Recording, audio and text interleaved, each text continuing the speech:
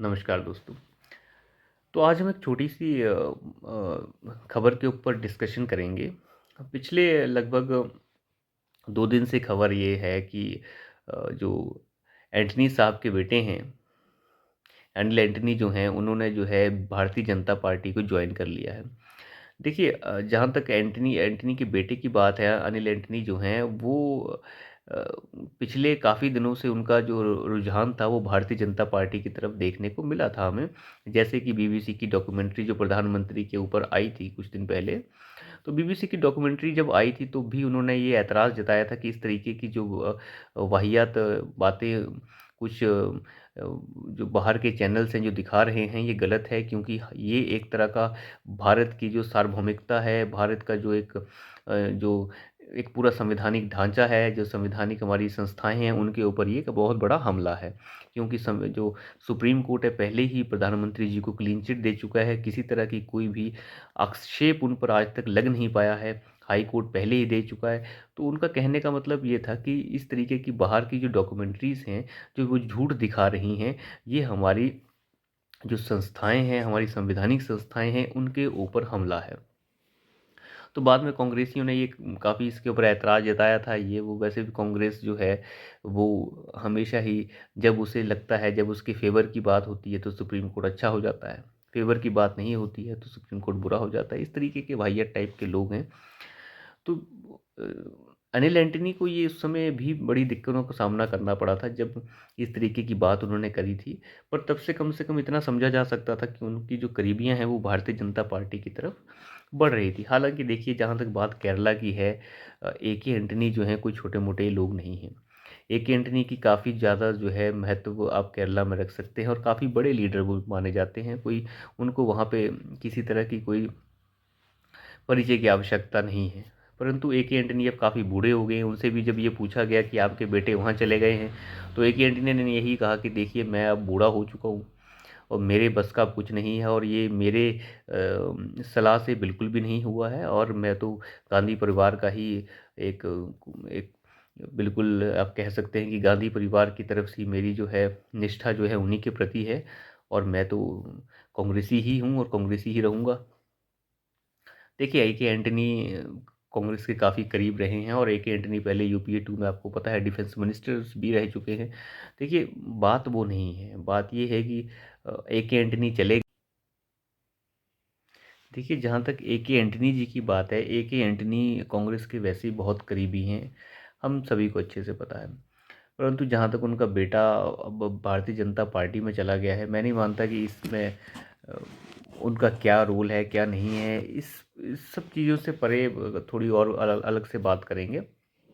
देखिए, वैसे तो भारतीय जनता पार्टी का केरल में कोई ख़ास वजूद नहीं है, ना उनका कोई ख़ास लेना-देना है, परंतु कम से कम अब भारतीय जनता पार्टी कम से कम ये तो कह सकती है कि कोई लीडर है उसका वहाँ पे जो है कोई चर्चित चेहरा जिसे कह सकते हैं, कोई चर्चित चेहरा जो है कम से कम वो वहाँ पे है। वैसे तो काफ़ी बड़ी मुहिम छेड़ रखी है आजकल, जैसे कि भारतीय जनता पार्टी ने स्पेशली क्रिश्चियन क्षेत्रों में, कि क्रिश्चियन क्षेत्रों की जो पहुँच है वो और ज़्यादा बढ़ाई जाए और ऊपर से सोने पे सुहागा ये है कि ए के एंटनी भी जो है वो क्रिश्चियन ही है, उनके बेटे भी क्रिश्चियन ही हैं, सॉरी, उनके जो बेटे हैं अनिल एंटनी वो भी क्रिश्चियन हैं। तो इसलिए कम से कम एक अच्छा चेहरा जो है भारतीय जनता पार्टी को मिल गया है केरल में। बाकी वहाँ पे देखिए खुशी जो है, देखिए इसमें दिक्कत क्या है, देखिए या तो वहाँ कांग्रेस है या तो मार्क्सवादी पार्टी है। मार्क्सवादी कम्युनिस्ट पार्टी जो है, माकपा जो है वो वहाँ पे है। जो अब सीपीएम की जहाँ तक बात करते हैं तो सीपीएम वाले, देखिए वहाँ पे सीपीएम की लड़ाई जो है जनरली चली रहती है कांग्रेस के साथ। परंतु अगर कांग्रेस से कोई छिटक के चला जाता है भारतीय जनता पार्टी की तरफ, वैसे तो भारतीय जनता पार्टी जो है वहाँ पे लड़ाई में ही नहीं है। इसलिए मार्क्सवादी पार्टी को जो है, कम्युनिस्ट पार्टी जो है, उसे किसी तरह से कोई डर है नहीं वहाँ पे।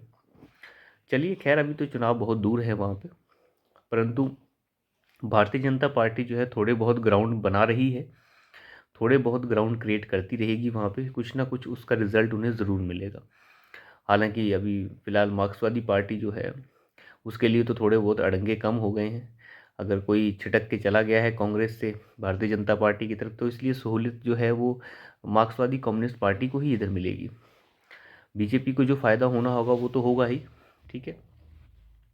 चलिए, हालाँकि इसका कोई ख़ास मतलब नहीं है। अनिल एंटनी से जब मीडिया ने बात की तो उन्होंने ये भी कहा कि प्रधानमंत्री जिस तरीके से जो है देश को आगे बढ़ा रहे हैं और जिस तरीके से जो है जो विकास के कार्य हो रहे हैं, मैं भी उसमें अपनी भागीदारी जिस प्रकार से देना चाहता हूँ, तो मैं जो है भारतीय जनता पार्टी के साथ मिलकर काम करना चाहता हूँ। खैर, ये सब बातें तो अलग हैं। तो ये सब चीज़ें जो चल रही हैं छोटी-मोटी बातें, हालाँकि कांग्रेस का तो वही काम है कि बीजेपी में कोई आ गया तो वो धुल के साफ़ हो गया। अब अनिल एंटनी तो किसी तरह से कोई मैले थे नहीं, जो वॉशिंग मशीन जो बीजेपी की है उसमें धुल के साफ़ हो जाएँगे। तो देखिए, कांग्रेस का कोई सिर पैर नहीं होता बातों का, जो मन में आते हैं गढ़ देते हैं।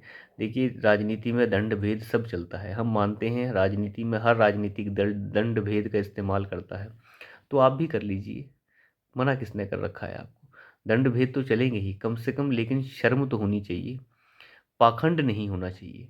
दंड भेद जो है जंग में चलते ही हैं और राजनीति में भी चलते हैं, परंतु पाखंड नहीं होना चाहिए। अगर पाखंड हो रहा है तो वो फिर उसका कुछ नहीं कर सकते, उसका नाश होना बिल्कुल तय है। एक छोटी-सी दूसरी खबर की तरफ भी चलेंगे। आजकल तेलंगाना के जो बीआरएस पार्टी के चीफ मिनिस्टर हैं, जिसे आप कह सकते हैं, बीआरएस बन चुकी है वो पार्टी, पहले वो टीआरएस थी, अब उन्होंने तेलंगाना का नाम हटा के उसमें भारतीय जोड़ दिया है। तो जो बीआरएस पार्टी से जो सीएम हैं तेलंगाना के चंद्रशेखर राव, जो के चंद्रशेखर राव हैं, मुझे लगता है कि वो आजकल कुछ घबराए से रहते हैं। घबराहट बहुत ज़्यादा है। जब से भारतीय जनता पार्टी ने दक्षिण की ओर अपना रुख साफ किया है, मैं आपको बता दूं, बहुत दिन से ऐसा हो रहा है कि मैं दिन क्या कह सकते हैं, काफ़ी वर्षों से प्रधानमंत्री की ये कोशिश रही है कि दक्षिण के राज्यों की तरफ भी बढ़ा जाए, क्योंकि केवल उत्तर के राज्यों में सरकारें बना के काम नहीं चलता, दक्षिण की ओर भी बढ़ना होगा। और दक्षिण की ओर बढ़ने के दो उनके सबसे बड़े टारगेट वो है कर्नाटक और तेलंगाना। तो कर्नाटक में तो देखिए वो आ ही रहे हैं और फिलहाल सरकार भी चला रहे हैं और अब फिर से चुनाव होने वाले हैं, और वहाँ पे बीजेपी का वजूद काफ़ी बेहतर है। वहाँ पे जो क्या हो रहा है कर्नाटक में, फ़िलहाल चुनावों में क्या होने वाला है, आने वाले लगभग 1 डेढ़ महीने में वहाँ चुनाव होने वाले हैं। देखिए, वहाँ की बात अभी नहीं करेंगे कि वहाँ क्या होने वाला है, परंतु वहाँ पे भारतीय जनता पार्टी की स्थिति बहुत बेहतर है। फ़िलहाल वो सरकार भी चला रहे हैं, और अगर वो आने वाले समय में सरकार नहीं भी चलाते हैं, तब भी वहाँ पे उनकी जो स्थिति है वो बहुत बेहतर है, और हो सकता है कि वहाँ पे वो दोबारा से सरकार बना भी लें। इसके बारे में अलग से बात करेंगे। परंतु बात आती है अब तेलंगाना की। दूसरा राज्य जो सबसे बड़े टारगेट पे भारतीय जनता पार्टी के है, वो है तेलंगाना राज्य। तेलंगाना में भारतीय जनता पार्टी को ऐसा लगता है कि उनकी कुछ जो आप कह सकते हैं, तेलंगाना में कुछ इस तरीके के समीकरण बन रहे हैं या बन सकते हैं आने वाले 2 साल के अंदर, कि भारतीय जनता पार्टी जो है वहाँ पे बेहतर प्रदर्शन कर सके। देखिए, बीआरएस को यही खतरा है कि भारतीय जनता पार्टी जो है वहाँ पे बेहतरीन प्रदर्शन कर सकती है, क्योंकि पहले भी भारतीय जनता पार्टी के काफ़ी एमपीज़ वहाँ पे 4 से 5 एमपी शायद चुन के आए थे, और कुछ एमएलएज़ भी वहाँ पे भारतीय जनता पार्टी के हैं।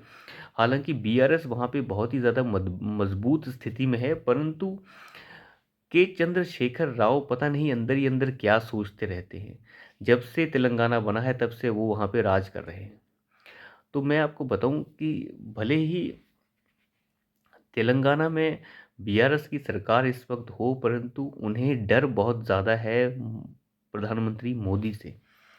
पिछले कई बार ऐसे हो चुका है कि प्रधानमंत्री जी वहाँ पे गए हैं और ये बीआरएस के मुखिया चंद्रशेखर राव, के चंद्रशेखर राव जो हैं वहाँ से एब्सेंट हो जाते हैं, वहाँ से गायब हो जाते हैं।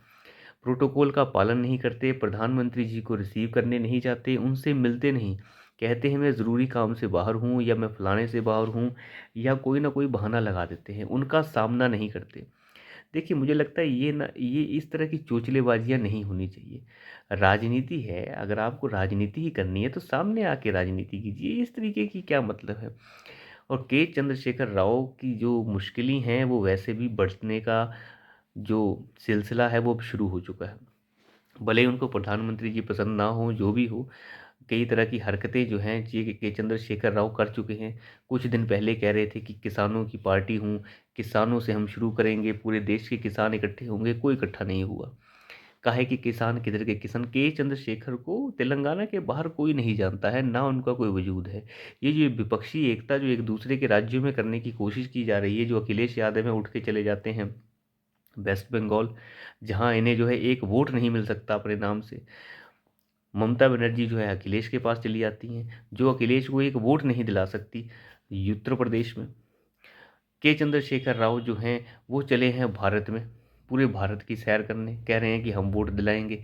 दिल्ली में आके दिल्ली से केजरीवाल से मिल रहे हैं कि केजरीवाल जो है के चंद्रशेखर राव के पास जा रहे हैं कि हम वोट दिलाएंगे। इन सभी नेताओं के पास अपने राज्यों में कुछ करने के सिवाय कहीं भी वोट दिलाने की टेंडेंसी नहीं है। और मैं ये भी आपको बता दूं, अपने राज्य में भी ये जो कहीं कहीं इनके पास वोट आ जाते हैं वो विधानसभाओं में आ सकते हैं। मैं नहीं मानता कि ये सभी के सभी जो वोटिंग पैटर्न है ये लोकसभा में भी ऐसे ही मेंटेन रहें। लोकसभा में जो है मोदी फैक्टर हावी हो जाता है और हमेशा ही भारतीय जनता पार्टी की बहुत सारी कंडी ऐसी स्कीम्स और बहुत सारा ऐसा लाभार्थी वर्ग है जो उन्हें एक्स्ट्रा वोट मिल जाता है जिसका। तो मैं जहाँ तक बात कर रहा था बीआरएस की, बीआरएस जो है एक नया रूप लेके आई है इस बार। आप देख रहे होंगे जब से 2-3 दिन से जो है बीआरएस के मामले जो हैं काफ़ी देखने को मिल रहे हैं आपको खबरों में।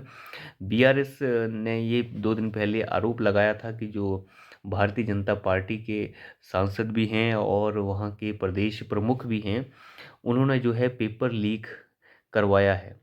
देखिए, जो पेपर लीक जो एग्ज़ाम लीक का मामला सामने आया था, तो उस पे उन्होंने काफ़ी गंभीर इल्ज़ाम जो है भारतीय जनता पार्टी के प्रदेश प्रमुख के ऊपर लगाए थे, बी संजय कुमार के ऊपर।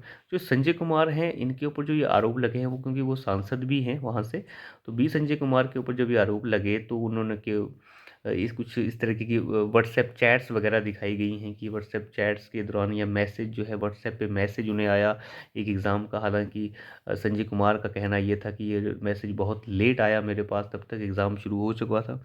पता नहीं, देखिए इसमें क्या सच्चाई है और ये क्या बात है, किस तरीके की ये पूरी की पूरी चीज़ है, ये तो अभी बहुत बात की बात है। तो कल अ, हुआ ये था कि उनको जो है संजय कुमार को उनके घर से ही गिरफ्तार कर लिया गया, फिर बाद में कोर्ट में पेश किया गया। तो कोर्ट में पेश करने के बाद उन्हें जो है बाद में बेल मिल गई कुछ शर्तों के ऊपर, मुआवजे के ऊपर। देखिए, तो इस तरीके की सारी ये हरकतें चलती रही हैं। हालांकि कल ही कुछ इस तरह के आरोप भारतीय जनता पार्टी ने लगाए हैं कि प्रधानमंत्री आने वाले हैं, तो इसलिए जो है जो बीआरएस पार्टी है ये जानबूझ के जो के चंद्रशेखर राव हैं ये इस तरीके का सिनेरियो क्रिएट करने की कोशिश कर रहे हैं। देखिए, कोई नई बात नहीं है कि के चंद्रशेखर राव जो है इस तरीके की हरकतें करें, वो ऐसी हरकतें करते ही रहते हैं, छटपटाते रहते हैं हमेशा ही। पता नहीं क्यों इस तरीके की छटपटाहट रहती है, डर रहता है। देखिए, ये सारी की सारी परिवारवादी पार्टियां हैं। फिलहाल जो के चंद्रशेखर की बेटी हैं के कविता, वो अगर अपने आप को शराब घोटाले से बचा लें तो वही बहुत है। मैं मानता हूँ कि बड़ी जल्दी जो है के कविता की गिरफ्तारी होने के चांसेस हैं।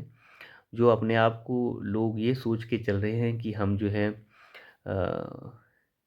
विक्टिम कार्ड्स खेल के या फिर कुछ और करके बच जाएंगे, तो प्रधानमंत्री जी पहले ही ये संदेश दे चुके हैं कि बचना नामुमकिन है।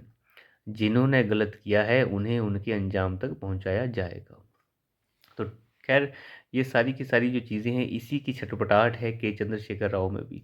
जैसे ही प्रधानमंत्री जी वहाँ जाने का नाम लेते हैं वो वहाँ से गायब हो जाते हैं।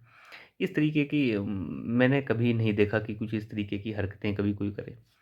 तो ये सारी की सारी ओछी हरकतें हैं। के चंद्रशेखर राव को जो है इस तरीके की बातों से बचना चाहिए। और जब राजनीति है तो राजनीति के तरीके से रहिए, और जब स्टेट चला रहे हैं, आप एक चीफ मिनिस्टर हैं, तो आपको जो है एक चीफ मिनिस्टर और पीएम के बीच में जो गरिमा होती है उसको बनाए रखना चाहिए। तो अभी के लिए इतना ही। धन्यवाद।